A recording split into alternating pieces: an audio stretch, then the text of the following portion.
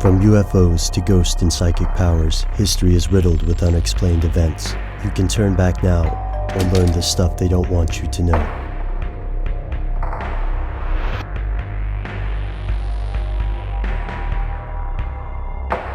Here are the facts. After World War II, the United States was plagued with reports of unidentified flying objects, or UFOs. In 1951, more Americans reported UFO sightings than at any point in American history. The public demanded an explanation. Oddly enough, the Air Force obliged. The first investigations began in 1946, and by 1947, Project Sign was born. In 1948, this study reached inconclusive results, but stated that UFOs were real and most likely not made on Earth.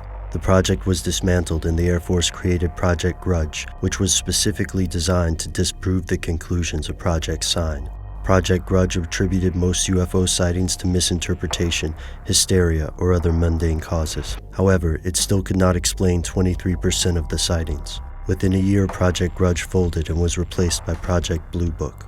Project Blue Book ran from 1948 through the 60s, and its results are still a subject of intense debate. Were the official results correct? Were most of these UFO sightings easily explained as mass hysteria, freak weather phenomenon, or mistaken observers? Or was it, as some conspiracy theorists believe, a smokescreen? Here's where it gets crazy. Signs do point to a cover-up of some sort. At the beginning of the U.S. investigation, there was no question that UFO sightings were legitimate. Lieutenant General Nathan F. Twining believed that the phenomenon reported is something real and not visionary or fictitious. Former scientific consultant and astronomer Joseph A. Hynek also states that factions within the government actively discredited studies that concluded UFOs were something out of the ordinary.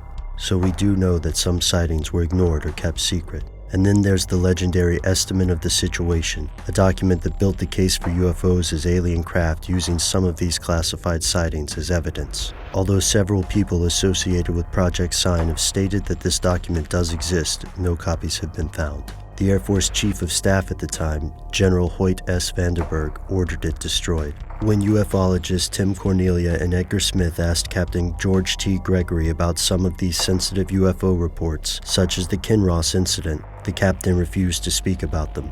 Additionally, the scientists and officers working on these projects were not allowed to address certain UFO cases. These special cases were handled by another, more secretive group in the Air Force. This group's name is not public knowledge, and its existence has only been hinted at in memos retrieved through the Freedom of Information Act. Despite this secrecy, the sightings were too widespread to be ignored. Perhaps the most compelling evidence of a conspiracy came in 1951, when hundreds of witnesses saw heavy UFO activity over Washington, D.C. The public uproar jammed all communication channels, and it effectively crippled the capital's security and intelligence operations. This made Washington incredibly vulnerable to conventional attacks. After intense public outcry over the UFOs, the Air Force hosted the largest press conference in U.S. history, but it did not confirm any reporters' questions. They referred to the objects simply as unknowns. Yet the government was not necessarily concerned with aliens. The main concern of the government was always to determine if UFOs were a threat to national security. After the communication system crashed, the CIA and the Air Force decided that public panic over UFOs caused more harm than any UFOs themselves. Therefore, the best way to increase security would be to calm the public. In 1968, the Air Force hired physicist Edward Condon to conduct a review of Project Blue Book's findings, with the understanding that all of these findings would be debunked. Despite Condon's reports debunking UFO sightings, the rumors have not died. As more and more researchers comb the archives for evidence, more smoking guns appear. There may not have been any alien spacecraft zipping around the globe after World War II, but the facts are clear. There is something they don't want you to know.